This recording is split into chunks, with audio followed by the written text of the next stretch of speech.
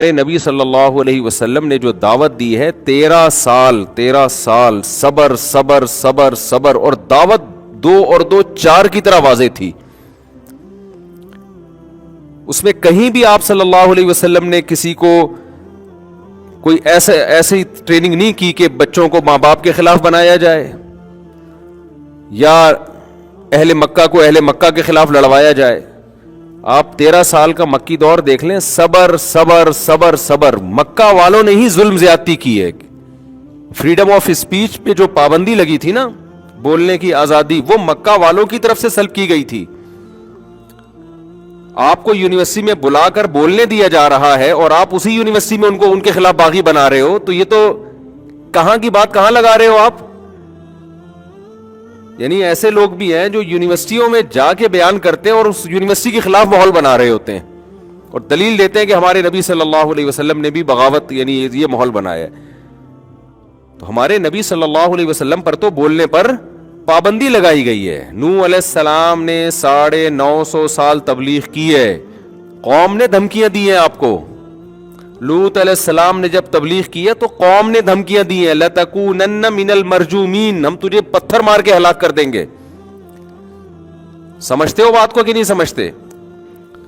پھر جب آپ صلی اللہ علیہ وسلم کو مدینہ سے نکلنے پر مجبور کیا گیا تو بھی آپ نے بغاوت، علم جہاد بھی بلند نہیں کیا، بلکہ آپ صلی اللہ علیہ وسلم مدینہ گئے اور مدینہ میں چاروں طرف یہودیوں سے آپ نے معاہدے کیے تاکہ جنگ بندی ہو، ہم اپنی بات اپنا پیغام صحیح طرح سے لوگوں تک پہنچا سکیں. تو سیرت کا یہ بھی تو پہلو ہے نا. اس کے بعد مشرکین مکہ کی طرف سے ایگریمنٹ کی خلاف ورزی ہوئی ہے، صلح حدیبیہ کی. پھر آپ کا یہ حق تھا کہ آپ چڑھائی کریں کس پر؟ مکہ پر. تو 10,000 کا لشکر تھا، اتنی بڑی تعداد تھی، وہ لے کر آپ نے پھر مکہ پہ حملہ کیا ہے. اور وہ تو آج ایک ایسا عجیب سا ذہن بنایا جا رہا ہے کہ بچے ماں باپ کے خلاف ہوتے جا رہے ہیں. دیکھو ایک مثال دیتا ہوں. کوئی صاحب تقریر کے دوران یہ کہنے لگے، ان کے ذات پہ مجھے کوئی اعتراض نہیں، ایسا نہ ہو میرا کلپ ان کے کلپ کے ساتھ چلا کے پھر لڑوانا شروع کر دیں. لوگ مذہبی لوگوں کو لڑواتے بھی ہیں کہ دیکھو یہ کیا کہہ رہے ہیں، مفتی صاحب کیا کہہ رہے ہیں. اب نیچے کسی نے ان کو گالیاں دی ہوں گی، کسی نے مجھے برا بلا کہا ہوگا. تو یہ کام نہ کریں. میرا مقصد ہے کہ چونکہ ایک بات پھیل رہی ہے تو میں صرف مثال کے ذریعے اس کو سمجھا دوں آپ تک. کسی کی پر تنقید کرنا، کسی کی جو پازیٹیو کام کر رہا ہے وہ کرتا رہے بھائی، ٹھیک ہے، لیکن غلطی ہر ایک سے ہو جاتی ہے. تو اس کو بس اتنا ہی رکھا جائے کہ کوئی غلط میسج نہ جائے. تو مقصد کسی کی دل آزاری یا کسی کی ویلیو کم کرنا نہیں ہے. تو ایک پیغام آج کل یہ بھی چلایا جا رہا ہے کہ جی ماؤں کے قدموں کے نیچے جو جنت ہے نا، تو ہر ماں کی قدم کے نیچے جنت نہیں ہے. ابو جہل جو تھا یا ابو لہب تھا، اس کی بیوی کے قدموں کے نیچے جنت تھوڑی ہوگی، کیونکہ ابو لہب کی جو بیوی تھی وہ تو جہنمی ہے، قرآن نے کہا ہے. اور اس کے تو گلے میں رسی ہوگی جہنم میں، اور اسی رسی کے ساتھ وہ آگ میں ڈالی جائے گی. تو اس کے قدموں کے نیچے کہاں سے جنت؟ مطلب ماں باپ کا بھی صحیح ہونا ضروری ہے، تب ان کے قدموں کے نیچے جنت ہے. کہنے والے شاید یہ پیغام دینا چاہتے ہیں کہ ماں باپ کو اپنی بھی اصلاح کرنی چاہیے، صرف یہی نہ دیکھیں کہ ہمارے پاؤں کے نیچے جنت ہے. لیکن جو سامنے عوام بیٹھی ہوئی ہے بھائی، وہ ماں باپ کا احترام ان کے دلوں سے نکلے گا. وہ اپنے ابا اماں کے بارے میں نا تجزیہ کریں گے، یہ اماں ٹھیک ہے یا ابا ٹھیک ہے یا نہیں ہے. جبکہ اسلام کیا کہتا ہے کہ ابا اماں جیسے بھی ہوں، آپ نے ان کے قدموں کے نیچے جنت تلاش کرنی ہے، ان کی اطاعت کرنی ہے. اب رہا مسئلہ ابو لہب کی بیوی کا، تو ابو لہب کی بیوی کے بارے میں علماء نہیں کہتے کہ اس کے قدموں میں اس کے لیے جنت ہے. ہم کہتے ہیں اس کے قدموں میں جنت ہے اس کی اولاد کے لیے. نہیں یاری بات میرا خیال ہے. نبی صلی اللہ علیہ وسلم نے مشرکین مکہ میں کوئی ایک روایت بھی نہیں ملتی کہ اپنی ان مشرکین کو، ان میں جو ایمان لے کر آ رہے ہیں، ان کے مشرک ماں باپ کے خلاف بھی ورغلایا ہو کبھی آپ نے. بلکہ سورہ لقمان میں تعلیم کیا ملتی ہے، سورہ عنکبوت، یہ مکی صورتیں ہیں، مکہ میں نازل ہوئی ہیں، جب چاروں طرف مشرکین پیغمبر صلی اللہ علیہ وسلم کو شدید نقصان پہنچانے کی کوشش کر رہے تھے. اس وقت کی آیت نازل ہوئی وَإِن جَاهَدَاكَ عَلَىٰ أَن تُشْرِكَ بِي، کہ اگر یہ تمہیں مجبور کرے شرک کرنے پر، صرف کافر نہیں ہے بلکہ کافر بنانے کی بھرپور کوشش کر رہے ہیں. الفاظ دیکھو قرآن کے، وَوَصَّيْنَا الْإِنسَانَ بِوَالِدَيْهِ، ہم نے انسان کو وصیت کی ہے کہ اپنے والدین کے ساتھ اچھا سلوک کرے. وصیت کا لفظ قرآن نے استعمال کیا، حالانکہ وصیت اس حکم کو کہا جاتا ہے جو انسان مرتے ہوئے آرڈر دے کے جا رہا ہوتا ہے. تو اللہ پر تو موت نہیں آتی، لیکن وصیت کا لفظ اللہ نے کیوں استعمال کیا؟ یہ بتانے کے لیے کہ اتنا اہم آرڈر ہے. جیسے مرتا ہوا جب کوئی آرڈر دے کر جاتا ہے تو چھوٹے موٹے آرڈر نہیں دیتا. بے انتہا تاکید کے ساتھ تمہیں کہہ رہا ہوں کہ اپنے ابا اور اپنی اماں کے ساتھ بے انتہا اچھا سلوک کرنا ہے. اولاد کو یہ اجازت نہیں ہے وہ دیکھے ابا اچھے ہیں کہ گندے ہیں، ابا ٹھیک چل رہے ہیں کہ غلط چل رہے ہیں. او بھائی آپ پر تو احسان کر دیا نا انہوں نے بچپن میں. اب آپ ایسی گائیڈ اگر لوگوں کو کریں کہ لوگ ابا اماں کے خلاف باغی ہونا شروع ہو جائیں. ہاں یہ ضرور ہے کہ نافرمانی میں ماں باپ کو فالو نہیں کرنا. تو قرآن کے الفاظ ہیں، ہم نے انسان کو وصیت کی ہے کہ اپنے والدین کے ساتھ اچھا سلوک کرے. وَإِن جَاهَدَاكَ، اے اللہ اچھا سلوک یعنی اس کا یہی مفہوم علماء بیان کرتے ہیں، ان کے قدموں میں جنت تلاش کرے. یہ تعبیر ہے. گویا ہم قرآن کی آیت کا مفہوم اپنے الفاظ میں یوں بیان کر سکتے ہیں کہ ہم نے اولاد کو وصیت کر دی ہے کہ والدین کے قدموں میں جنت تلاش کرے. ہو گیا نا یہ؟ اے اللہ اگر کوئی کافر والدین ہو تو بھی جنت تلاش کریں. اللہ نے کیا کہا؟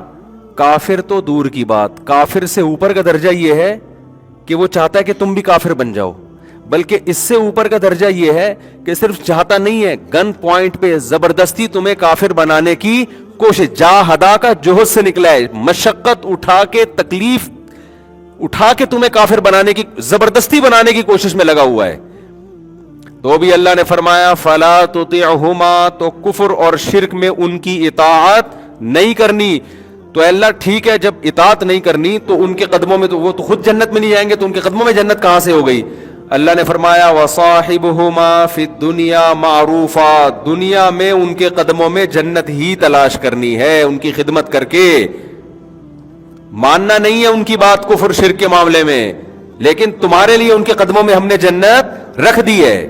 تو ان اسکالر سے یہ بڑی مسٹیک ہو رہی. میں کلپ سن رہا تھا، میں نے کہا بہت بڑی مسٹیک کی بات محترم کر رہے ہیں کہ وہ مثال دے رہے ہیں کہ کافر کے قدموں میں جنت کہاں سے آ گئی. بھائی یہ علماء یہ تھوڑی کہتے ہیں کہ اس کے لیے جنت ہے، اس کی اولاد کے لیے جنت ہے. سمجھ میں آ رہی بات کہ نہیں آ رہی؟ آج کل یہ مسئلہ بھی ہے ٹیچر کے احترام میں کھڑے ہونا. یہ بھی آج کل ایک بڑا مسئلہ یونیورسٹیوں میں. دیکھو ہم ہر چیز میں نا یورپ کو فالو کر رہے ہیں، غیروں کو. غیروں کے ہاں ادب کی ڈیفینیشن الگ ہے. میں بار بار چیخ کے تھک گیا کہ گوروں کے پاس جو چیز ہے وہ لو ان سے. سائنس ٹیکنالوجی ہے، خدا کے لیے لو ان سے، وہ تو لے نہیں رہے. تمیز تہذیب ہمارے پاس ہے، ان کے پاس نہیں ہے. ان کے ہاں نہیں ہوتا بڑے کیا ہیں چھوٹے کیا ہیں، ابا کیا ہیں، اما نہیں ہوتا. میں تو ابھی دیکھ کر آیا ہوں نا.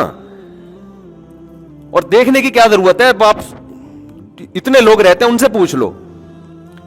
اب کچھ اسکالرز وہاں سے پڑھ کے آتے ہیں یا انہی یونیورسٹی پڑھے ہوتے ہیں، وہ سائنس ٹیکنالوجی کے نام پہ ہمارا جو ایک تہذیب والا کلچر ہے اس کو بھی کیا کر رہے ہیں؟ ختم. ہمارے ہاں ٹیچروں کا ویسے ہی احترام نہیں ہے. ایک تھوڑا سا رہ گیا تھا کہ آ رہا ہے تو کھڑے ہو جاؤ استقبال میں، وہ بھی ختم کر دیا اس کو غلامی سے تعبیر کر کے. تو تمیز جو تھوڑی بہت مارکیٹ میں رہ گئی وہ بھی کیا ہو جائے گی؟ ختم ہو جائے گی. اسلاف سے تو بہت ادب تمیز ملتا ہے ہمیں ٹیچروں کے بارے میں، وہ تو روحانی باپ ہے. یہ ادب قرآن سے، یہ کسی غیر کی عبادت نہیں ہے. کسی کے احترام میں آپ کھڑے ہو جاتے ہیں یا کسی کو رسپیکٹ دینا شروع کر دیتے ہیں، یہ عبادت تھوڑی کہلائے گی. تعظیم الگ چیز ہے، عبادت الگ چیز ہے. نبی صلی اللہ علیہ وسلم جو کھڑے ہونے سے منع کیا نا، وہ رہنے سے منع کیا ہے کسی اجمیوں کی طرح. اور اس بات سے منع کیا کہ کوئی شخص یہ چاہے کہ لوگ میرے استقبال میں کھڑے ہوں، اور ایسے شخص کے استقبال میں کھڑے بھی نہیں ہونا چاہیے جس کی یہ چاہت ہے، وہ عزت کی بھیک مانگ رہا ہے آپ سے. لیکن اگر کوئی ٹیچر یہ چاہتا ہے کہ لوگ میرے شاگرد میرے استقبال میں کھڑے ہوں، لیکن اس چاہت سے اس کی مراد یہ نہیں ہے کہ میری اپنی تکبر اس میں، بلکہ طلبہ کی ٹریننگ کے لیے وہ چاہتا ہے تاکہ ان میں تمیز آئے، تو یہ بالکل جائز ہے. تو یونیورسٹیوں میں استاذوں کا احترام نکل رہا ہے، گھروں میں ابا اماں کا احترام نکل رہا ہے، چھوٹا بھائی بڑے بھائی کو نہیں مان رہا. جو جہاں توحید ہونی چاہیے، توحید کی ڈیفینیشن کسی کا ادب کرنا، کسی کو رسپیکٹ دینا، یہ توحید کے خلاف نہیں ہے. تو مسائل پراپر علماء سے سیکھا کریں. سمجھتے ہیں بات کو؟ مسائل کس سے سیکھا کریں؟ جو باقاعدہ پراپر، جب تک علم نہیں ہے نا. میں آپ کو صحیح بات بتاؤں، جب میں مدرسے گیا نا، ہمارے خاندان میں اللہ کا شکر ہے بڑوں کا ادب تھا، اب بھی ہے، لیکن جب میں مدرسے گیا ہم نے ٹیچروں کا ادب کرنا سیکھا تو پھر ہمیں اندازہ ہوا یار ابا کا ادب تو اس سے بھی زیادہ ہے اسلام میں، تو ہم تو وہ تو کر ہی نہیں رہے. اب اگر ہم مدرسے میں جاتے اور ہمارے اساتذہ ہمیں یہ محنت کرتے کہ صرف اللہ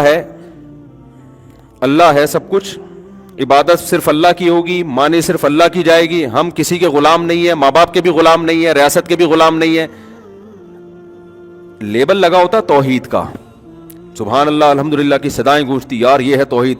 لیکن اصل میں اس کا رزلٹ کیا نکل رہا ہوتا؟ ابے بھائی کون ماں باپ کی عبادت کرتا ہے؟ بھائی کون ٹیچروں کی عبادت کرتا ہے؟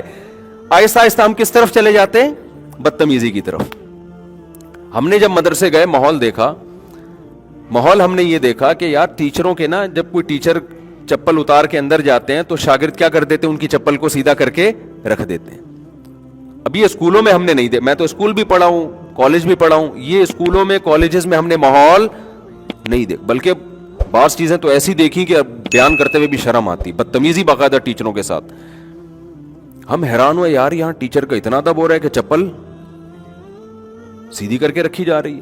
اس وقت ہمیں یہ وسوسہ آیا کہ یار یہ تو ہمیں غلام بنایا جا رہا ہے، یہ تو ہمیں یعنی گویا اللہ کے علاوہ کسی کی عبادت کروائی جا رہی ہے، اتنی تمیز سے بیٹھو، اونچی آواز سے بات نہ کرو. تو ہم نے دیکھا کہ ہمارے ٹیچر اپنے ٹیچروں کے ساتھ بھی یہی کچھ کر رہے ہیں، اور پھر ان کی وہ اپنے استاذوں کے ساتھ، اور یہ سلسلہ ہمیں اسلاف سے ملتا ہے.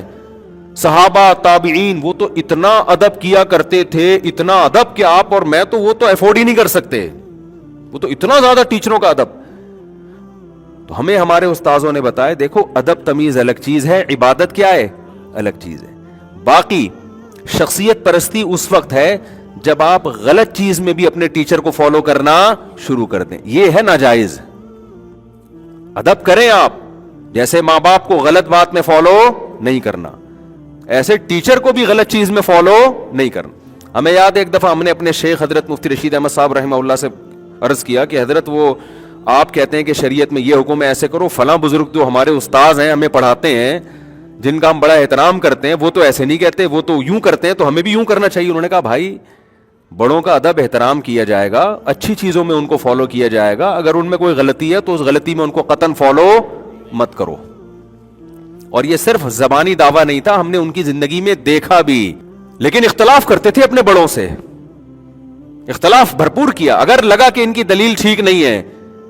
اور اختلاف کا حق بھی اس کو ہے جس کے پاس پراپر علم ہو. ایسا نہ ہو خام خام اختلاف کرنا شروع کر دیں، آپ میں فہم ہے نہیں، صلاحیت ہے نہیں، اور آپ بڑوں سے اختلاف کرنا شروع کر دو یہ سوچ کے کہ میرے پاس علم ہو. علم ہی نہیں ہوتا بعض دفعہ آپ کے پاس، لیکن اگر نالج ہے آپ کے پاس، علم ہے، دلیل سمجھ میں آ گئی آپ کے، تو پھر حضرت ادب کے دائرے میں بڑوں سے اختلاف کرتے تھے. اور کتنے مسائل میں اختلاف کیا ہے، فتویٰ دیا اس پر، لیکن اختلاف بھی کتنا تمیز سے. اب میں آپ کو اس کی ایک اور مثال دیتا ہوں. یہ تمیز مارکیٹ میں شارٹ ہو رہی ہے. پھر کچھ اوپر سے ایسے مذہبی اسکالرز آ رہے ہیں جو بیچاروں کی نیت اچھی ہے، کام اچھا کرنا چاہتے ہیں، لیکن وہ اس طرح سے کر رہے ہیں کہ تھوڑی بہت تہذیب رہ گئی ہے نا، اس کا بھی بیڑا غرق ہو رہا ہے. تو وہ ہمارے حضرت کیا کیا کرتے تھے؟ حضرت فرمایا کرتے تھے کہ میرا جب کسی بڑے سے اپنے استاد سے اختلاف ہوتا ہے نا کسی مسئلے میں، اور وہ مسئلہ اس نے کسی کتاب میں، جیسے ایک بہشتی زیور کی مثال لے لیتا ہوں. مولانا شرف علی تھانوی رحمۃ اللہ علیہ ہمارے حضرت کے استاذوں میں سے ہیں، یا استاذوں کے استاذ میں سے ہیں. تو حضرت فرماتے ہیں میں جب اختلاف کرتا ہوں نا بہشتی زیور کے کسی مسئلے پر کہ مجھے اس سے اتفاق نہیں ہے، تو میں مولانا شلوی تھانوی کا نہیں کہتا کہ مولانا تھانوی نے یہ غلط لکھا ہے، وہ کہتے ہیں بہشتی زیور میں جو مسئلہ لکھا ہوا ہے اس پر مجھے کیا ہے اشکال. نسبت کس کی طرف؟ کتاب کی طرف, مصنف کی طرف نہیں کرتا. سمجھ میں آ رہی ہے بات کہ نہیں آ رہی؟ اور جب ان کی رائے سے اتفاق کرنا ہوتا ہے تو کہتا ہوں حضرت مولانا رشید تھانوی نے بھی یہی لکھا ہے, اس کی تائید کے لیے میں کہہ دیتا ہوں.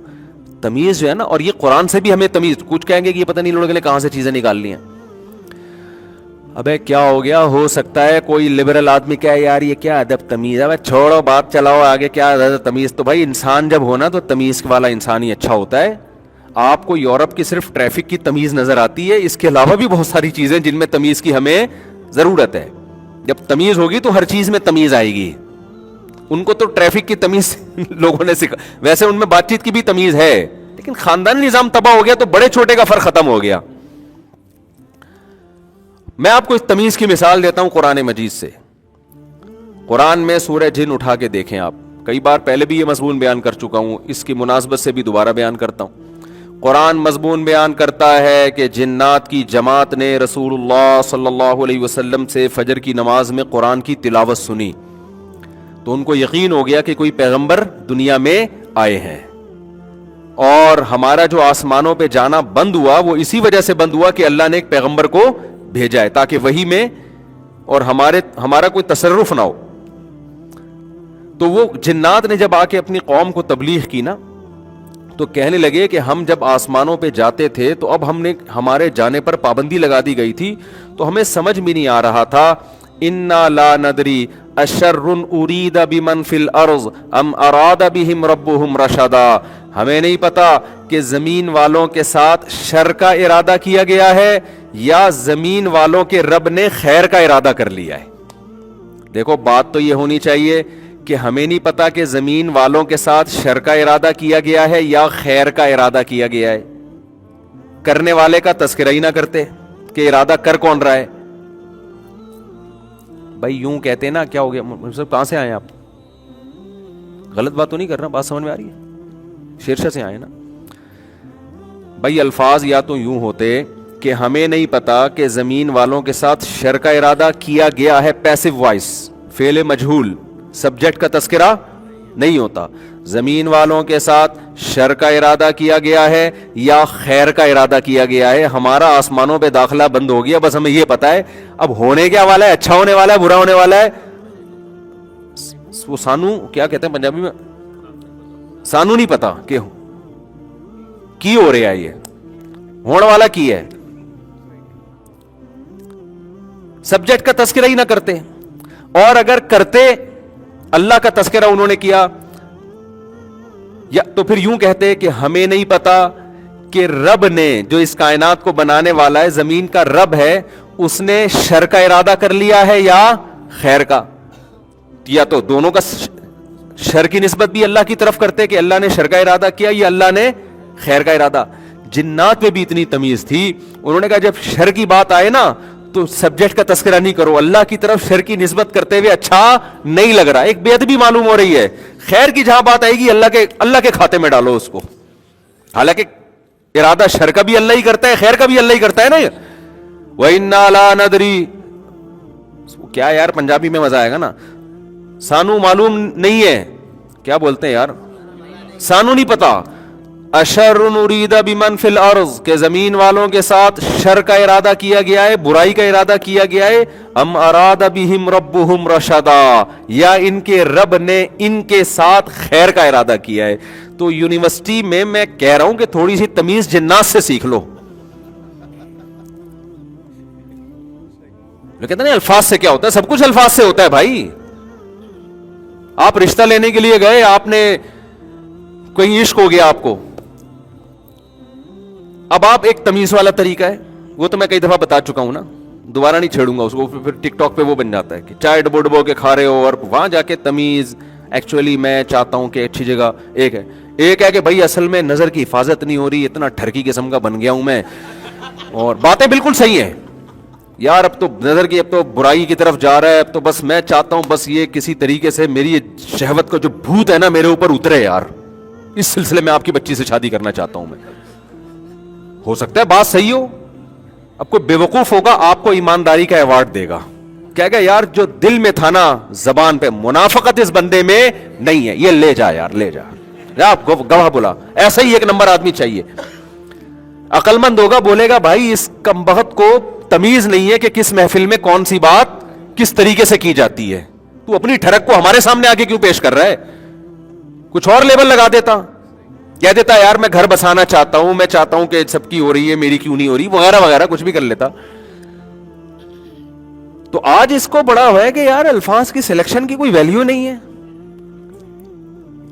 تو ٹھیک ہے دوستوں میں جیسے چاہیں بات کریں ابے تبے سے, جہاں تھوڑا مقام زیادہ ہوگا تو مارکیٹ میں تمیز کو, آپ کا ایٹیٹیوڈ بھی تمیز والا ہوگا. قرآن کیا کہہ رہا ہے, وَاخْفِضْ لَهُمَا جَنَاحَ الذُّلِّ مِنَ الرَّحْمَةِ, ماں باپ کے سامنے بات بھی تمیز سے کرنی ہے, اور آپ کے جو کھڑے ہونے کا اسٹائل ہے وہ بھی کیسا ہو, تمیز والا ہو. بڑے سے جب بات کرو نا تو بات بھی نرم لہجے سے اور اسٹائل بھی کیسا ہو, ایسے اکڑ کے نہیں کھڑے ہوگے جی سر آپ بتائیں کیا مسئلہ کیا ہے, یہ ہو رہا ہوتا ہے.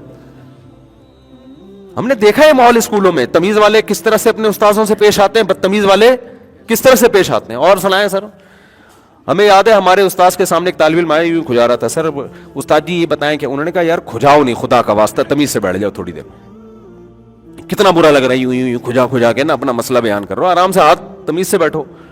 اب اس کو شاید غصہ آ گیا ہوگا یار یہ کیسی تمیز سکھا رہے ہیں, لیکن عقل مند ہوگا تو اس کو خود ہی احساس کرنا چاہیے بھائی جتنا کھجا کے نا اچھی طریقے سے فارغ ہو کے آ یہاں پہ. برا لگتا ہے جب کسی بڑے کے سامنے آدمی بیٹھا ہو. تو ایک صاحب مجھے کہنے لگے, گورے میں یورپ میں یونیورسٹیوں میں ٹیچر جب پڑھانے کے لیے آتے ہیں تو کوئی طالب علم اگر سو جائے تو اس کو جگایا بھی نہیں جاتا.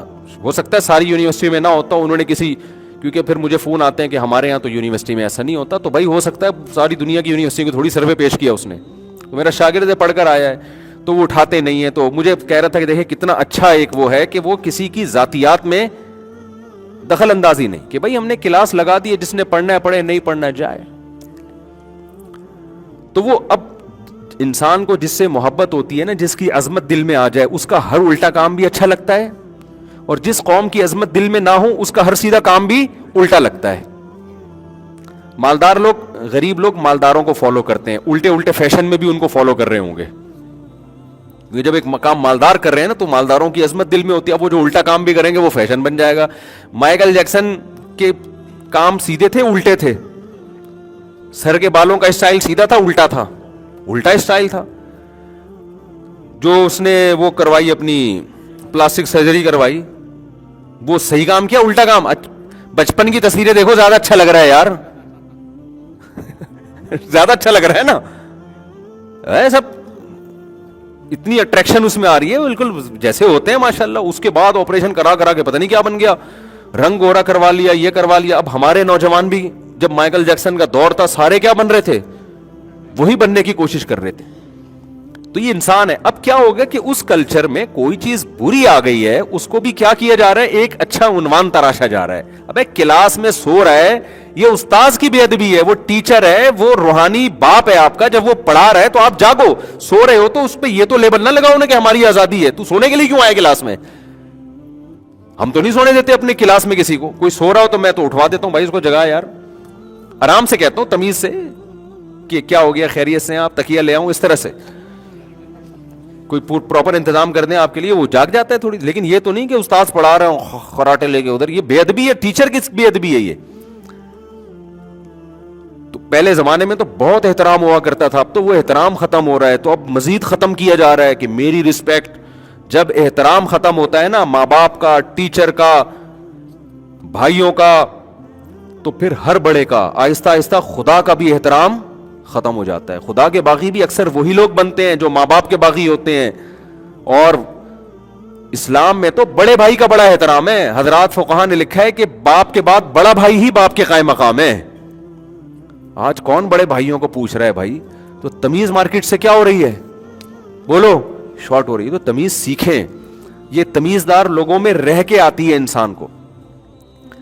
میں نہیں دعویٰ کرتا کہ میں بہت تمیزدار ہوں, لیکن اللہ نے مجھے جو صحبت دی, بہت سے تمیز والے لوگوں میں بیٹھنے کی اللہ نے توفیق دی.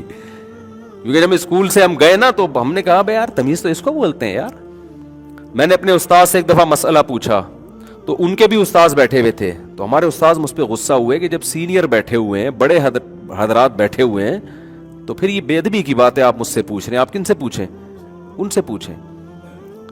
آج تو کیا ہوگا, آپ بڑے سے پوچھ رہے ہیں, چھوٹا آئے گا مجھ سے کیوں پوچھ رہا ہے؟ مجھ سے پوچھنا بھائی, تو میں ہوں نا, جب تو مجھے میں بتاؤں گا تجھے. یہ تو ان کو تو کچھ بھی نہیں آتا. جب کہوں کہ یار یہ تو آپ غلط کر رہے ہو, کہتے ہیں آپ غلط کیا کر رہے ہیں؟ میں دلیل کو مانتا ہوں بھائی, بڑا چھوٹا ہمارے یہاں بڑے چھوٹے کوئی بھی نہیں ہوتے. تو اس کا نتیجہ نکل رہا ہے کہ ہر آدمی دوسرے کی ٹانگیں کھینچنے میں لگا ہوا ہے. بدگمانیاں, بد زبانیاں, بدتمیزیاں, نہ گھروں میں احترام باقی رہا ہے. بڑے بھائی کا, بڑی بہن کا, بڑی بہنوں کو ماں جیسا سمجھا جاتا تھا, بڑے بھائی کو باپ جیسا سمجھا جاتا تھا. کوئی گاؤں دیہاتوں میں رہ گئی ہے یہ چیزیں. تو اسکولوں میں, کالجز میں, یونیورسٹیوں میں یہ تمیز سکھانے کی بہت شدید ضرورت ہے. بھائیوں کے نام میں بھائی جان کہا کرتے تھے پہلے, اب وسیم کیا کر رہا ہے بھائی, تو یہ چل رہا ہے بھائی جان کا لقب ہی گیا, رشتوں کا وہی چلا گیا. تو وہی ہو جائے گا بالکل آزاد ہر آدمی. اچھا, اس کو تعبیر کرتے ہیں آزادی سے. اس کو کس سے تعبیر کرتے ہیں؟ یعنی آپ دیکھیں نا, ہیومن رائٹس اور ویمن رائٹس کے نام پہ جو تنظیمیں, جو حقوق چل رہے ہیں, اس میں اولاد کے حقوق ملیں گے آپ کو, ماں باپ کے حقوق نہیں ملیں گے. یعنی ماں باپ اگر ذرا سی تیز آواز سے بچے سے بات کرتے ہیں تو انسانی حقوق کی تنظیمیں حرکت میں آتی ہیں کہ بچے کے ساتھ آپ کا یہ ایٹیٹیوڈ کیوں ہے. بچہ آگے سے رپلائی کرتا ہے تو ماں باپ کے خلاف بدتمیزی پر کوئی سزا نہیں ہے, بلکہ ماں باپ کو سزا ملے گی کہ آپ نے اس سے اونچی آواز سے بات کی کیوں. اس کے جواب میں اس نے یہ کہا ہے. نہ بوڑھوں کے حقوق کی بات ہے, ریاست حقوق اٹھا رہی ہے. اولاد کی ذمہ داری ہے نا, تمہارے محسن ہے بھائی, ریاست کی تھوڑی ذمہ داری ہے. ریاست تو بوڑھوں کو بڑا پروموٹ کر رہی ہے, بہت بہت ان کو کیئر کر رہی ہے معذوروں کی, لیکن جو رشتے ہیں وہ کچھ بھی نہیں کر رہے بیٹھ کے. تو خیر کہاں سے کہاں بات چلی گئی. تو میں یہ عرض کر رہا تھا کہ دیکھو اسکالرز بھی جو یونیورسٹیوں میں کام کر رہے ہیں نا, یہ جو یونیورسٹی کے طلبہ آئے ہوئے, ان کو دیکھ کے میں نے یہ بیان شروع کیا ہے کہ ان کو میں نے ٹائم نہیں دیا بیچاروں کو نا, تو میں نے کہا چلو آج بیان میں تھوڑا سا آپ لوگ کی بھی فائدے کی باتیں, کوئی الگ تو نہیں ہے. تو there are 2 types of scholars in universities. اتنی انگلش مجھے بھی آتی ہے. یونیورسٹیوں میں اسکالرز کی کتنی قسمیں چل رہی ہیں؟ 2. ایک یعنی یا تو مذہب کی طرف آتے ہی نہیں ہے, الحاد چل رہا ہے, ابے کیا مولانا لگا کے رکھی ہوئی ہے, ابے کیا, وہ بالکل خدا کے منکر ہو رہے ہیں. ایک صاحب میرے پاس آئے, مجھے کہنے لگے کہ میں جن پروفیسروں میں بیٹھتا ہوں نا, ایک دن مجھے کہنے لگے کہ یار ہم مر گئے نا تو جلا دینا. ہم نے کہا خیریت ہو بھائی؟ کہہ رہے ابے کچھ نہیں ہوتا, قبر وبر, جنازہ, کفن وفن, یہ سب جب مری گئے تو بس جلا دو یار, ٹینشن ہی نہ ہو. تو یہاں تک نوبت پہنچ گئی ہے اب کہ خدا کے منکر, خدا کا انکار ہے تو پھر آگے سب چیزوں کا پھر کیا جنم. میں نے کہا ان سے کہیں گے جلانے کی, دیکھو آپ انسانیت کی خدمت کرو, جب خدا ہی نہیں ہے تو انسانیت کی خدمت کے تو آپ قائل ہو نا. تو مرنے کے بعد آپ ایسا کرو کہ اپنی بوٹیاں موٹیاں بنوا کے وہ ڈبوں میں پیک کر کے سیلاب زدگان کو پہنچا دو, یا کہیں غریب علاقوں میں پہنچا دو, یا ویسے ہی کسی تاجر کو دے دو, بیچ کے اپنے بچوں کا پیٹ بھر لے گا. نہیں آ رہی بات سمجھ میں؟ تو یہ تکلف کی کیا ضرورت ہے؟ جلانے کا خام خامے ماحول خراب ہوگا نا, جب دھواں اٹھے گا تو آکسیجن کی کمی ہو جائے گی, کاربن ڈائی آکسائڈ بہت زیادہ پھیلے گی. تو جب ہم تو اس لیے غسل, کفن, جنازہ کے انسان ہے اس کی تعظیم ضروری ہے, یہی ہے نا. تو جب آپ کی نظر میں تعظیم ہی ضروری نہیں ہے کہ وہ اتفاق سے پیدا ہوئی ایک چیز ہے, بندر سے کی دم غائب ہوئی تھی تو انسان بن گیا, تو جب یہ ایویں میں سب کچھ ہو رہا ہے تو پھر اگر اتفاق سے مر بھی گیا تو یار پھر کسی غریب کے کام آ جائے, کیا خیال ہے؟ پھر یہ آنکھیں ڈونیٹ کرنے کا کیا مطلب, کڈنی ڈونیٹ کرنے کا کیا مطلب؟ پوری باڈی گوشت بھی تو مارکیٹ میں کتنا مہنگا ہو رہا ہے, فل آف پروٹین گوشت ہے آپ کا, تازہ تازہ اسی وقت چپلی کباب اور پراٹھے بنا کے دبا کے بہترین خدمت ہو جائے گی انسان کی. تو یہ تکلف کی کیا ضرورت ہے کہ مجھے جلا دیا جائے؟ تو مذہب کو یا تو مانو یا بالکل انکار کرو, یہ بیچ کے آدھا تیتر آدھے بٹیر مت بنو. پھر تو کباب پراٹھے ہونے چاہیے اس کے, فل آف پروٹین ہے انسان کی جو باڈی ہے نا, اس میں تو بہت زبردست پروٹین ہوتے ہیں. تو خیر, تو دیر آر 2 types, وہ ٹائپس ہی ختم نہیں ہونی. ایک تو قسم یہ ہے جو ایک تو ملحد لوگ ہیں نا, جو یہ خوب سمجھ لیں یونیورسٹی کے لڑکے خوب اچھی طرح, جو لڑکے لڑکیاں جو بھی پڑھ رہے ہیں نا اس میں بہت اچھی طرح سمجھ لیں. دو قسم کے اسکالرز آپ کو ملیں گے. کچھ اسکالرز ایسے ہوں گے جن کی اسپیچز سننے کے بعد آپ کو اپنے کنٹری سے محبت پیدا ہونا شروع ہو جائے گی. آپ کو اپنے کنٹری کی حفاظت کی فکر پہلے سے زیادہ ہو جائے گی کہ یار یہ میرے مذہب کا حصہ ہے. میں جب کسی کنٹری میں رہتا ہوں, حتیٰ کہ آپ غیر مسلم کنٹری میں بھی رہتے ہوگے نا, تو آپ کہو گے ان لوگوں سے بھی جو میں نے ایگریمنٹ کیے, معاہدے کیے ٹیکس کے اور قانون کی پابندیوں کے, اسلام مجھے حکم دیتا ہے کہ ان تمام معاہدوں کو آپ نے پورا کرنا ہے. میں ان کا بھی ان لوگوں سے زیادہ اچھا شہری بن کے دکھاؤں. ہاں حرام چیز میں فالو وہ تو طے شدہ ہے نا. وہ اگر آپ سے کہہ رہے ہیں کہ شراب پیو پھر تھوڑی پینی ہے, لیکن وہ کہہ بھی نہیں رہے ہوتے, ان کو کیا ضرورت ہے یار. میں جب پیرس میں تھا نا ابھی اور ناروے میں, بار بار ایک سوال, homo sexuality homo sexuality homo sexuality اتنی پھیل رہی ہے. میں نے کہا بھائی گن پوائنٹ پہ تو نہیں کروا رہے نا تم سے یار یہ کام, یہ تو نہیں انہوں نے قانون تم پر مسلط تو نہیں کیا کہ جو یہ نہیں کرے گا وہ دائرہ ناروے سے خارج ہے, یہ دائرہ پیرس سے یا جرمنی سے خارج ہے, ہم تو اسلام سے کرتے ہیں, وہ یہی کچھ کر سکتے ہیں. تو آپ کو زبردستی, ہاں جس دن آپ کو زبردستی کروائیں کہ نہیں جی یہ کرنا پڑے گا یہاں رہنے کے لیے, پھر وہ ملک چھوڑ کے بھاگ جاؤ, بولے ہمارے سارے ایگریمنٹ ختم, یہ نیشنلٹی پکڑو, ہم پتلی گلی سے نکل رہے ہیں. تو ایسا نہیں ہوتا. اب وہاں آپ فریڈم آف اسپیچ ہے, جب اسپیچ ہے تو وہ ہومو سیکچولیٹی کو پروموٹ کر رہے ہیں, آپ اپنی اسپیچ سے کیا کرو, آپ اس کی برائی بیان کرو. لیکن اگر آپ بغاوت کی باتیں, ریاست کے اگینسٹ لوگوں کا دماغ بنانا شروع کر دیں گے تو یہ اسلام کی خدمت نہیں ہوگی. جو رہا سا اسلام ہے اس کا بھی بیڑا غرق ہو جائے گا. تو یونیورسٹیوں میں بھی کچھ لوگ ایسی تقریریں کر رہے ہیں, کچھ کی تو یوٹیوب پہ ہیں, بہت سے تو یوٹیوب پہ ہے نہیں, وہ خلافت کی بات کرتے ہیں کہ خلیفہ ایک ہونا چاہیے. ہمارے پاس یہ گنتیاں ہم نے, یہ جو ہے نا یہ سارے ہم نے جب ہم پڑھتے تھے نا کالج میں, تو یہ سارے ہم بھی بھگتے ہوئے ہیں, ساری چیزیں ہیں. کبھی آپ چھاؤں میں آئیں تو میں آپ کو بتاؤں گا کہ کن کن لوگوں سے ہمارا واسطہ پڑا, پھر کیا کیا ہوا. یہ ساری بنٹے ہم نے کھیلے ہوئے ہیں, یہ سارے ان سب تجربوں سے گزر کے ہم ادھر آئے ہیں کہ بھائی یہ ان تلوں میں تیل نہیں ہے, یہ صرف زبانی دعوے ہیں. اور پھر رزلٹ یہ نکلتا ہے کہ آپ ریاست کے اگینسٹ ہو جاتے ہو, جو ریاست آپ کو تحفظ دے رہی ہے, پھر یہاں سے بھاگتے ہو, پھر بھاگنے کے بعد کوئی دوسرا ملک آپ کو پناہ دیتا ہے, پھر وہاں ایسے وفادار بن کے دکھاتے ہو غیر مسلم کنٹری کے, جو مسلم کے بھی ایسے وفادار نہیں بنتے آپ. رزلٹ یہ نکلتا ہے. تو خلافت کی تحریکیں بھی ہیں, باتیں بھی ہیں, تو باتوں کرنے پر گورنمنٹ نے کوئی پابندی نہیں لگائی ہے. آپ کو خلیفے بھی ملیں گے کہ یار اسلام تو خلافت چاہتا ہے, پاکستان میں تو خلافت نہیں ہے, تو آؤ خلافت نافذ کرتے ہیں. اس سے بول لو پہلے اپنا خلیفہ بتاؤ کون ہے آپ کا خلیفہ. دوسرا, یہ مجھے کیسے پتا چلے گا, کیسے پتا چلے گا کہ تم ایک نمبر ہو, یا تم خود ہی تو نہیں کوئی ایسی تحریک چلا کے مجھے پکڑوانا چاہ رہے. پھر یہ باتیں ہوتی ہیں خلافت قائم کرنا فرض ہے اسلام میں, تو آپ کیوں قائم نہیں کر رہے. دیکھو اسلام گراؤنڈ ریئلٹی کو دیکھ کر پالیسیاں بنانے کا حکم دیتا ہے. اسلام میں کوئی ایک طریقہ دین کی اشاعت کا یا دین پر چلانے کا ضروری نہیں ہے. اتنی لچک رکھی ہے, جس زمانے میں جو طریقہ اسلام کو دنیا میں غالب کرنے کے لیے سوٹیبل ہوگا وہ طریقہ اختیار کرو. ہمارے پیغمبر صلی اللہ علیہ وسلم کی سیرت سے ہمیں یہ پتہ چلتا ہے. مثال کے طور پر آپ دیکھ لو, سب سے پہلے خلیفہ کون تھے؟ حضرت ابو بکر. اب کچھ لوگ کہتے ہیں جمہوریت کفر ہے, جمہوریت کفر ہے, جمہوریت کفر ہے. حضرت ابو بکر تلوار کی طاقت سے بنے تھے یا جمہوری طریقے سے بنے تھے؟ زیادہ تر لوگ کس کو پسند کرتے تھے؟ حضرت ابو بکر کو. حضرت ابو بکر نے اپنے بعد جمہوری طریقہ نہیں رکھا. انہوں نے دیکھا کہ میرے بعد اس امت کے لیے عمر بن خطاب سے زیادہ کوئی سوٹیبل نہیں ہے. انہوں نے کہا عمر بن خطاب ہی ہیں. یہاں جمہوریت گئی, بھیج دو نا اس کو تیل لینے. یہ آمریت آ گئی نا کہ میرے بعد کون ہے, یہ ہے. آپ کہہ سکتے ہیں اس آمریت میں انہوں نے یہ دیکھا کہ اپنا بیٹا یا اپنا فلانا جانشین نہیں بنایا, بلکہ یہ دیکھا کہ یہ واقعی قوم کے لیے سوٹیبل ہے. لیکن یہ دیکھنے سے پہلے کہ قوم سے مشورہ لیا انہوں نے, قوم سے لیا مشورہ انہوں نے؟ کوئی مشورہ نہیں لیا انہوں نے قوم سے. انہوں نے کہا بھائی یہی ہے, بس ماننا پڑے گا. حضرت عمر نے کیا کیا؟ حضرت عمر نے نہ تو الیکشن کروائے, یعنی حضرت ابو بکر کی سلیکشن الیکشن سے ہوئی ہے, تو جمہوریت بھی ثابت ہو گئی. پھر حضرت ابو بکر نے زبردستی کس کو بنایا؟ حضرت عمر کو، یہی بنیں گے،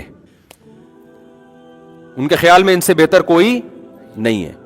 پھر حضرت عمر نے کیا کیا، انہوں نے 6 صحابہ کی کمیٹی بنا دی کہ انہی میں سے ایک کی سلیکشن ہوگی، یہ نہیں کہ اہل مدینہ پوری ووٹنگ کریں گے جس کو، نہ، یہ 6 ہی ہیں، انہی میں سے کسی ایک کو امیر بنایا جائے گا۔ یہ ایک نیا طریقہ انہوں نے ایجاد کیا۔ پھر حضرت عثمان کی سلیکشن ہوئی حضرت عمر کے بعد، پھر حضرت عثمان نے کس کو منتخب کیا؟ حضرت علی رضی اللہ تعالیٰ عنہ کو۔ پھر اس کے بعد بادشاہت آئی، بادشاہت یہی کہ تلوار کی زور سے امارت قائم ہوئی، اس کو بھی نبی نے غلط نہیں قرار دیا، بلکہ بخاری مسلم میں حدیث ہے، اسمعوا واطیعوا ولو سلط علیکم رجل حبشی کأن رأسہ ذبیبا، کہ سننا ہے، اطاعت کرنی ہے، بغاوت نہیں کرنی، فالو کرنا ہے حاکم کی بات کو، اگرچہ حبشی غلام تم پہ مسلط کر دیا جائے۔ مسلط کا مطلب یہ ہے کہ پبلک میں کوئی بھی نہیں چاہتا تھا، گن پوائنٹ پہ تلوار کی طاقت سے زبردستی وہ تم پر کیا ہو گیا؟ مسلط۔ تو ہم کہتے ہیں کوئی بات نہیں، مسلط ہو گیا، لیکن اہل تو ہے نا۔ نبی نے فرمایا اہل بھی نہیں ہے، حبشی غلام ہے، غلام حکومت کا اہل نہیں ہوتا۔ ہم کہتے ہیں چلو دیکھنے میں تو اہل لگتا ہے نا، پرسنالٹی تو ہے نا اس کی۔ آپ نے فرمایا پرسنالٹی بھی نہیں ہے، دیکھنے میں لگ ہی نہیں رہا کہ اسلامی مملکت کا سربراہ ہوگا۔ یہ حبشی ہے، کالا ہے، دوسری قوم کا ہے، غلام بھی ہے، آقا سے بھاگا ہوا ہے۔ نہیں آئی بات سمجھ میں؟ غلام تو کچھ کر ہی نہیں سکتا شرن، اس کے تمام تصرفات کیا ہیں؟ کالعدم۔ غلام 1 کروڑ روپے بھی غلام کو کوئی ہدیہ دے گا نا تو وہ کس کا ہوگا؟ آقا کا ہوگا۔ بالکل ناجائز کی، آقا کی پرمیشن کے بغیر تلوار لے کے قوم کو لے کے پورے ملک پہ قبضہ کر لیا اس نے۔ آپ نے فرمایا جب ہو گیا نا قبضہ، پاور، اختیارات جب اس کے ہاتھ میں آ گئے ہیں تو طریقہ اس کا 100% ناجائز تھا، لیکن اس کے باوجود بھی آپ نے، اور پھر پرسنالٹی بھی نہیں ہے، اس کا سر ایسے پچکا ہوا ہے جیسے کشمش، انگور ہوتا ہے ذرا اٹریکٹیو، کشمش کہتے ہیں سارا انگور کا پانی نکل جائے نا تو اٹریکشن ہی ختم، ایسے پچکا ہوا سر ہے کہ آدمی کو شرم آ رہی ہے اس کو بتاتے ہوئے کہ ہمارا وزیر اعظم ہے یہ ہمارا حاکم ہے، یہ ہمارا خلیفہ ہے یہ۔ آپ نے فرمایا جب بن گیا نا، پاور میں آ گیا، جب اس کے پاس حکومت کی لگام آ گئی، حاکم کی ڈیفینیشن یہ جس کے پاس پاور ہو، اختیارات ہوں، جب ہے تو اب دوبارہ اس کے خلاف بغاوت، یعنی اس نے تو غلط کیا لیکن جب کیا اب اس پروسیس کو دوبارہ دہران، اب اسی کو مانو۔ کیوں؟ جو اس نے غلط کیا نا، اب اگر اس کو ٹھیک کرنے کی کوشش کرو گے تو یہ اس سے بھی زیادہ غلط ہو جائے گا، جیسے کہ لیبیا میں ہوا، عراق میں ہوا۔ صدام حسین کے خلاف کتنے لوگ بولتے تھے، آج اس صدام حسین کو یاد کر کر کے رو رہے ہیں کہ یار ظالم تھا، جیسا بھی تھا، یہ حالات تو نہیں تھے نا۔ لیبیا کے صدر قذافی کو سارے قوم بری بھلی کہہ رہی تھی، بغاوت ہوئی ہے، اب کہہ رہے یار کم از کم یہ حالات تو نہیں تھے نا لیبیا میں جو اب ہیں، وہ خلافت کے نام پہ یا مہنگائی کے نام پہ بغاوت ہوئی ہے اور اس صدر کو مارا ہے۔ نتیجہ کیا نکلا کہ لیبیا کے سارے وسائل پر کنٹرول کس کا ہو گیا؟ غیروں کا۔ اب کہہ رہے یار جیسا بھی تھا اتنا برا تو نہیں تھا نا جتنے اب مسلط ہوئے ہیں۔ تو یاد رکھو، جو پاکستان میں خلافت کے نام پہ حکومت کا تختہ الٹنے کی صراحتاً بات کرتا ہے یا اشارتاً بات کرتا ہے؟ بات صراحتاً نہیں کرتے، ان کو پتا ہے دھر لیے جائیں گے فوراً۔ بعض گھما گھما کے خلافت ہونی چاہیے، جمہوریت کفر ہے، ہم اس کا حصہ نہیں بن سکتے۔ نہ جمہوریت کفر ہے نہ خلافت کفر ہے، جس زمانے میں جو طریقہ سوٹیبل اور آپ کے لیے قابل عمل ہو وہی طریقہ عین اسلام ہے۔ آئی بات سمجھ میں کہ نہیں آئی ہے؟ جو یوسف علیہ السلام نے کیا کیا ہے مصر میں، کیا حکومت کا تختہ الٹایا آپ نے؟ کیا ہو گیا بھائی؟ دیکھو یوسف علیہ السلام نے کیا کیا ہے، نہ کوئی تختہ الٹنے کی کوشش کی، کیونکہ مصر میں کتنے تھوڑے سے تو لوگ ہیں، تھوڑے سے ایمان والے لوگ ہیں، بادشاہ کافروں کی حکومت ہے، تو یوسف علیہ السلام نے تو مصر کے قوانین کو فالو کیا، ایک دن بغاوت کی بات نہیں کی ہے۔ بلکہ کیسے عجیب الفاظ ہیں، انہو ربی احسن مثوایا، جب عزیز مصر کی بیوی نے زنا کی کوشش کی تو یوسف علیہ السلام نے کہا یہ جو اس کا شوہر ہے نا، ربی سے مراد ہے جس نے مجھے یہاں ٹھکانہ دیا، اس نے مجھے بڑا اچھا ٹھکانہ دیا ہے محل میں اس کے ساتھ خیانت۔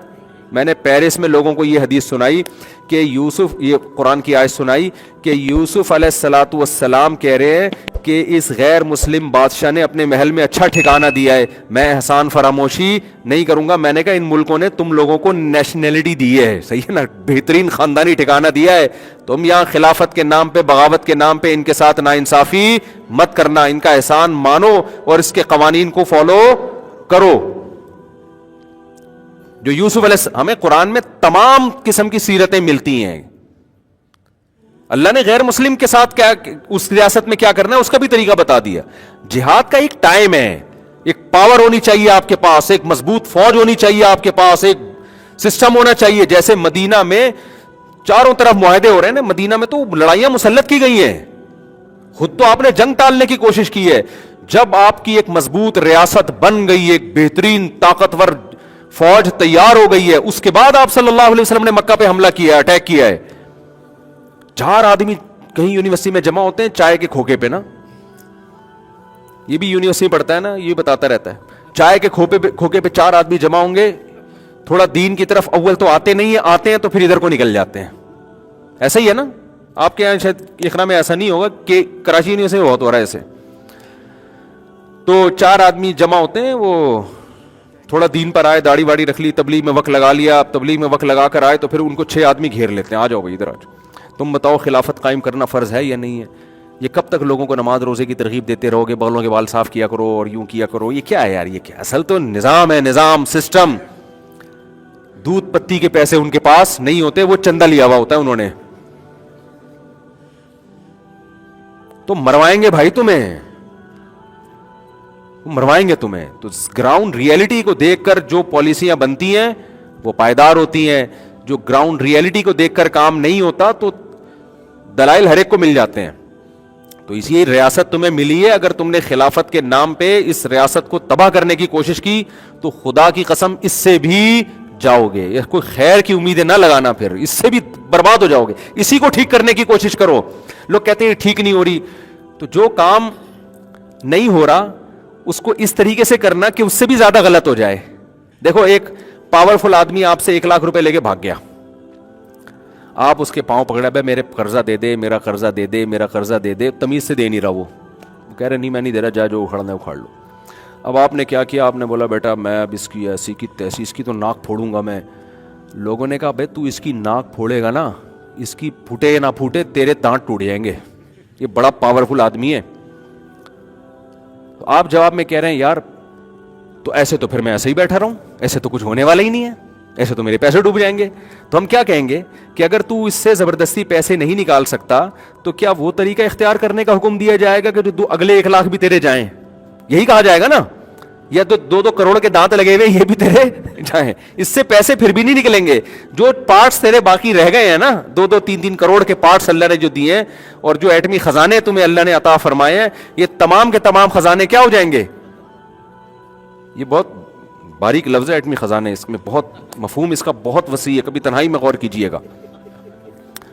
جو اللہ نے جتنے بھی قسم کے خزانے دیے وہ سارے کیا ہو جائیں گے؟ ایٹمی طاقت ہے نا پاکستان, اس کی بات کر رہا ہوں میں, کہ وہ خزانے کیا ہو جائیں گے؟ تباہ ہو جائیں گے اگر پاکستان کے خلاف آپ نے کچھ کیا. تو یہی کچھ ہو رہا ہے میرے بھائی. ریاست بہت پاورفل ہوتی ہے. کوئی بھی آپ کو کسی نے کچھ پرچی دی مجھے, اور میرا بڑا مذاق اڑایا نا واٹس ایپ پہ, کسی نے کہا کہ میں جہاد کرنا چاہتا ہوں, تو میں نے کہا پاکستان آرمی جوائن کر لو, تو بڑا مذاق اڑایا نا کسی نے واٹس ایپ پہ میرے خلاف بہت چلا ہے کہ یہ دیکھو حکومت کے پٹھو. بھائی دیکھو, جب پاکستان کی نہیں اوور آل بات کر رہا ہوں, کسی ریاست کے اندر اگر کوئی جہاد کر رہا ہے نا تو یا تو ریاست کی پرمیشن سے کر رہا ہے یا پرمیشن کے بغیر کر رہا ہے. پرمیشن سے کر رہا ہے تو وہ ریاست ہی کے لوگ کروا رہے ہوتے ہیں اوپر. پرمیشن کے بغیر کر رہا ہے تو اگر کر رہا ہے نا تو اس کا مطلب ریاست کھیل رہی ہے اس سے کہ ابھی تھوڑا کرنے دو, 4-6 ہو جائیں گے تو پکڑ کے اکٹھے ہی اندر کر دیں گے.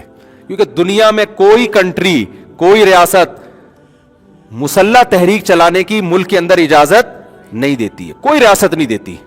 اگر دی بھی ہے نا اس نے تو سمجھ لو کوئی بہت بڑا گیم تمہارے ساتھ ہونے والا ہے, بہت بہت خطرناک گیم ہونے والا ہے. اس نے کھلی چھوٹ دی ہوئی ہے کہ 2-4 آدمیوں کو کیا پکڑ کے اندر کریں, ہول سیل کے حساب سے اکٹھے ہی پکڑ کے اندر کر لیں گے. اس لیے میں نے نوجوانوں کو بربادی سے بچانے کے لیے کہ ریاست پاکستان ایک ریاست یہاں کے جہاد کی بات کر رہا ہوں, پوری دنیا کی بات تھوڑی کر رہا تھا میں اپنی پرچی میں. جب مجھ سے پرچی آئی نا کہ میں جہاد تو نہیں ہوں, تو پاکستان کی بات کر رہا ہے نا, وہ پوری دنیا کی میں بات نہیں کر رہا, پوری دنیا کی بات نہیں کر رہا میں. یہاں جب کوئی جہاد کے لیے بات کرے گا نا یعنی تو بھائی یا تو آرمی جوائن کرو تمیز سے, نہیں کر رہے تو اس کا مطلب پھر یہ ہے کہ کچھ بھی ہو سکتا ہے تمہارے ساتھ. پھر ایسا نہ کوئی تمہیں بیوقوف بنا رہا ہو جہاد کے نام پہ, وہ تمہاری صلاحیتوں کو غلط استعمال کر رہا ہو, یا وہ خود بیوقوف بن رہا ہو, اسے کوئی اور اس کو ٹوپی کرا رہا ہو.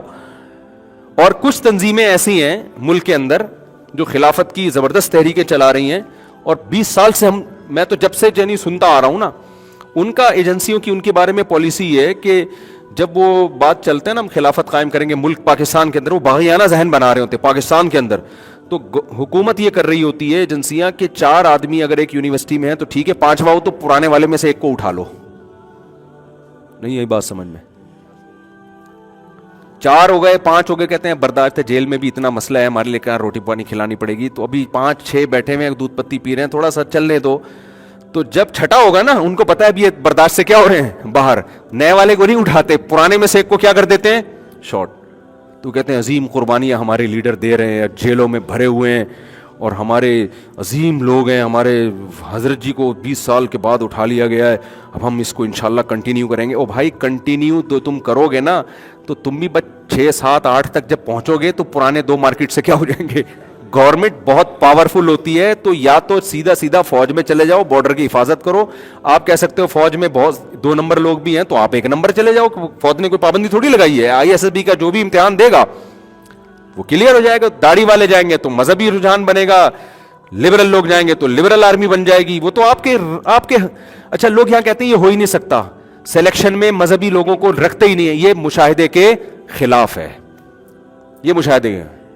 آپ کو یقین نہیں آتا, میں آرمی میں اتنے بڑے لیول کے آفیسر سے آپ کو ملوا سکتا ہوں جو تہجد گزار ہیں, رمضان میں تراویح, ہر طرح کے لوگ ہیں, کرپٹ بھی ہیں, ایماندار بھی ہیں, دیندار بھی ہیں, لبرل بھی ہیں.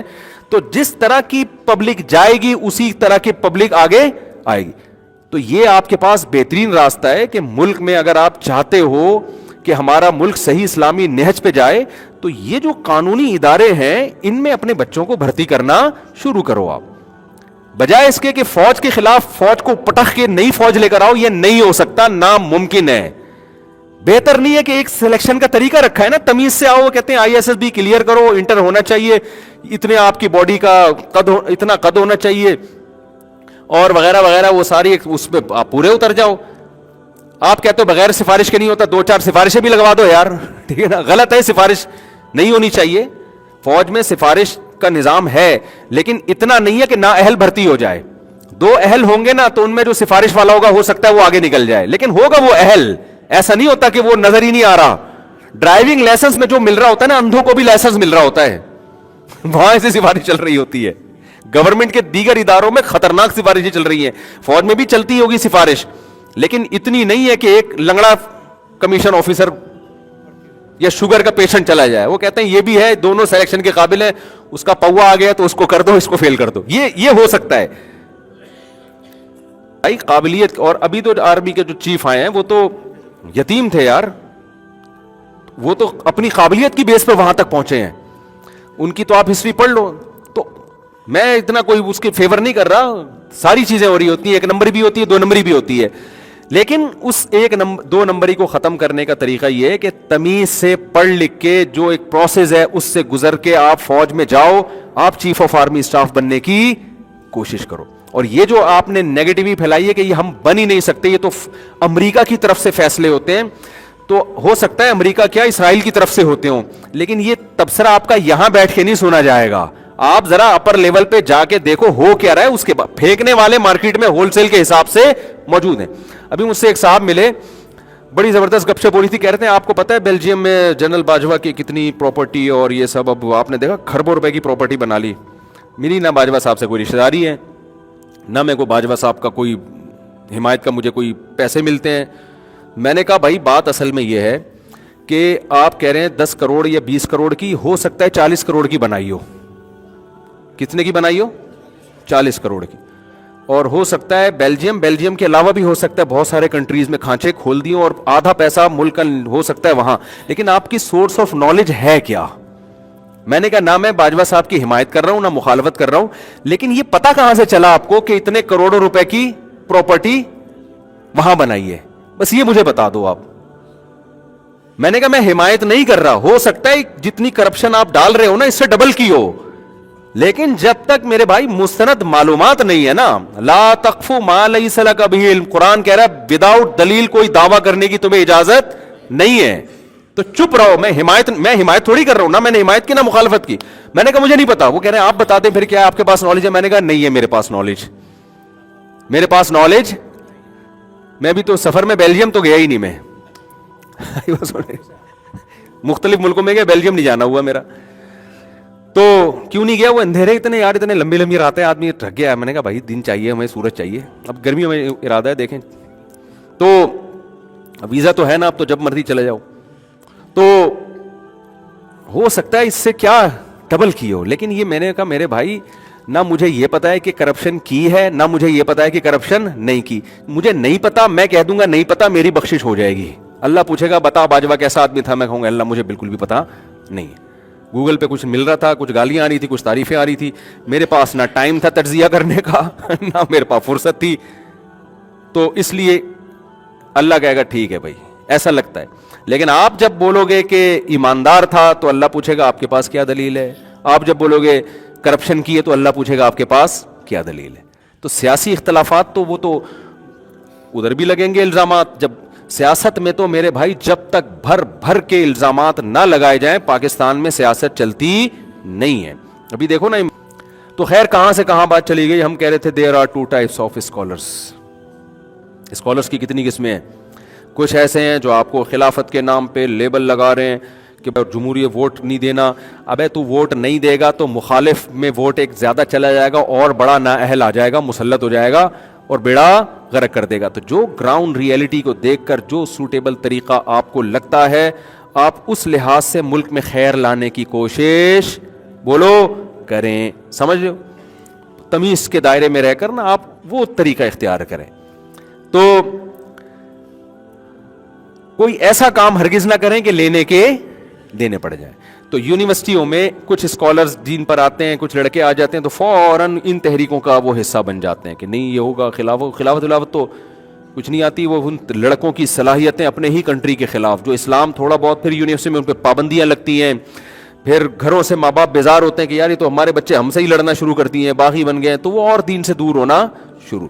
کچھ اسکالرز ایسے ہوتے ہیں کہ جب آپ ان کو سنیں گے تو آپ کو اپنے ماں باپ سے بھی محبت, آپ کو اپنے ٹیچروں سے بھی محبت, آپ کو اپنے باس سے بھی محبت, آپ کو اپنے ملک سے بھی محبت, اور آپ عام آدمی ہیں تو آپ کو مولویوں سے بھی نفرت کے بجائے بولو نا محبت ہوگی کہ نہیں بھائی مولوی ٹھیک. ہاں کچھ گڑبڑ بھی ہوتے ہیں لیکن میجورٹی کیا ہے الحمدللہ. ہم تو مولویوں سے بھی ملے یار, ہر چیز کو نیگیٹو لے جانا, یہ مولوی ایسے ہوتے ہیں, مولوی نہیں کرتے, مولوی یوں ہوتے ہیں. بس کرو یار, گندی گندی باتیں سن کے پتہ نہیں دماغ کیوں نہیں پکتا, کیوں نہیں ہے دماغ. کچھ اسکالرز ہیں نا یوٹیوب پہ سامنے آتے ہی نیگیٹو باتیں شروع. کوئی مسئلہ ان سے پوچھو بھائی یہ کیا مسئلہ ہے, وہ کہتے ہیں یہ میں بتا رہا ہوں, مولانا لوگ نہیں بتائیں گے. یہ ابے تو خالی یہ بول دے کہ میں بتا رہا ہوں نا, یہ کیوں بول رہے کہ وہ نہیں بتائیں گے.